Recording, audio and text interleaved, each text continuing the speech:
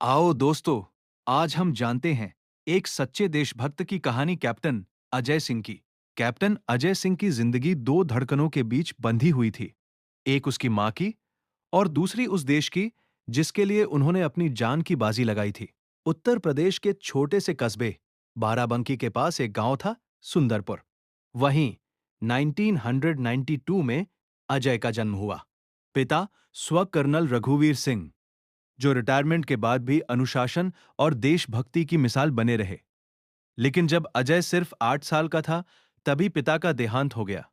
घर में बस मां श्रीमती कमला देवी और अजय रह गए। मां ने कभी शिकायत नहीं की। दिन में खेतों में काम, शाम को बच्चों को पढ़ाना, रात को छोटे मोटे सिलाई कढ़ाई के काम। फिर भी हर शाम अजय के सिर पर हाथ फेरते हुए कहती, बेटा, तू बड़ा होकर देश का नाम रोशन करना। तेरी मां को बस इतना ही चाहिए। अजय ने वचन लिया, स्कूल में टॉप किया, एनसीसी में कमान संभाली, फिर एनडीए की तैयारी। मां हर कदम पर साथ रही। जब एनडीए की मेडिकल टेस्ट के लिए दिल्ली जाना था, तो मां ने अपनी एकमात्र सोने की चेन बेचकर टिकट और खर्च निकाला।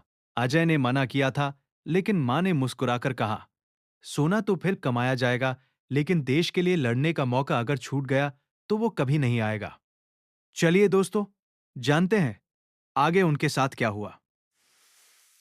साल 2009 में अजय इंडियन आर्मी में लेफ्टिनेंट के रूप में कमीशन हुए।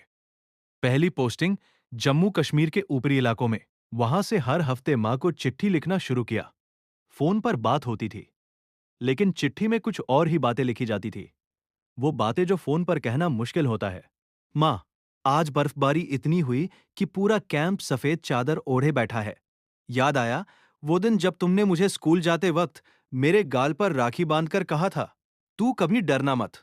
मां, मैं डरता नहीं, बस तुम्हारी दुआएं चाहिए।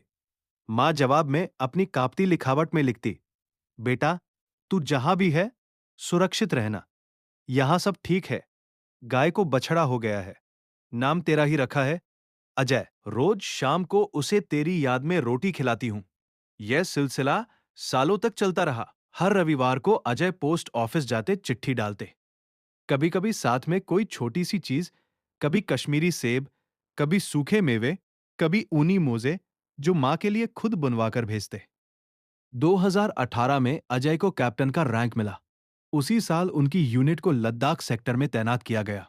चीन बॉर्डर के पास, जहां हवा भी ठंडी नहीं, वो तो हड्डियां जमा देने वाली होती थी।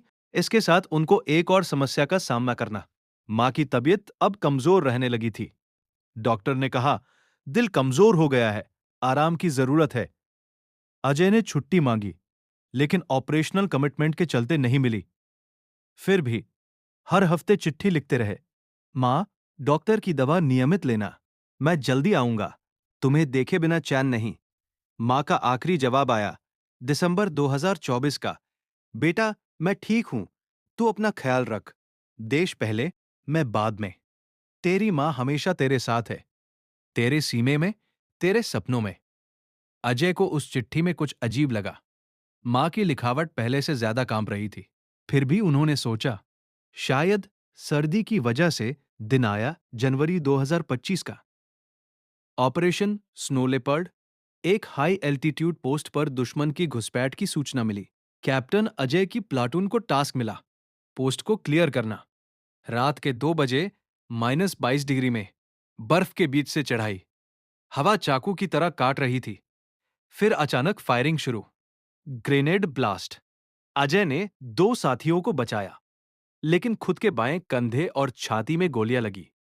चलो दोस्तों, जानते हैं इसके बाद क्या हुआ। जब होश आया तो फील्ड हॉस्पिटल में था। ऑक्सीजन मास्क, इन्फ्यूजन, डॉक्टरों की भागदौड़। पहले 48 घंटे क्रिटिकल थे। तीसरे दिन जब अजय ने आंख खोली, तो बगल में उनकी यूनिट का जवान रमेश खड़ा था। आंखें लाल, चेहरा सूजा हुआ। सर, आप बच गए, शुक्र है भगवान का। अजय ने मुस्कुराने की कोशिश की। मां, मां को खबर कर दी? रमेश ने सिर झुका लिया।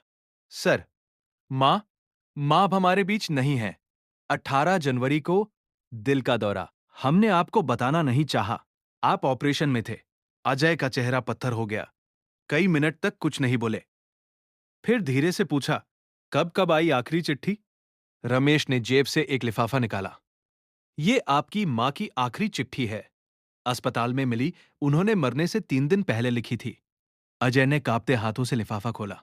माँ की वही कांपती लिखावट। मेरे प्यारे अजय, आज थोड़ी तकलीफ है, लेकिन चिंता मत करना। डॉक्टर कह रहे हैं सब ठीक हो जाएगा।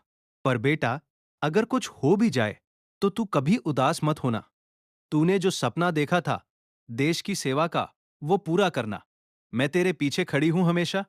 देश पहले, मैं बाद में। तेरी मां। अजय की आंखों से आंसू बहने लगे। पहली बार। न एनडीए में, न सियाचन में, न किसी ऑपरेशन में, पहली बार। उन्होंने आंसू पोंछे, गहरी सांस ली।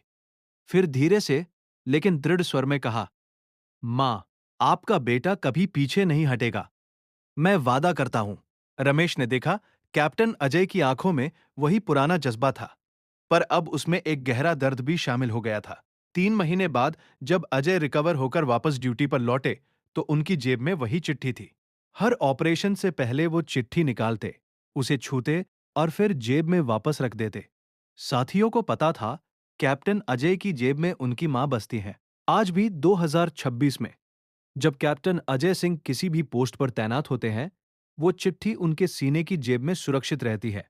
कभी कभी रात में जब चारों तरफ सन्नाटा होता है, वो चिट्ठी निकालते हैं, उसे पढ़ते हैं और मुस्कुराकर कहते हैं, मां, देख रही हो ना, आपका बेटा अभी भी लड़ रहा है। देश पहले, और आप हमेशा पहले। इसी के साथ ये कहानी यही समाप्त होती है। मिलते हैं अगली इसी तरह की कहानी में। इसी प्रकार की कहानी सुनने के लिए चैनल सब्सक्राइब करिए और कमेंट में जरूर बताएं ये कहानी कैसी लगी। दोस्तों, जय हिंद।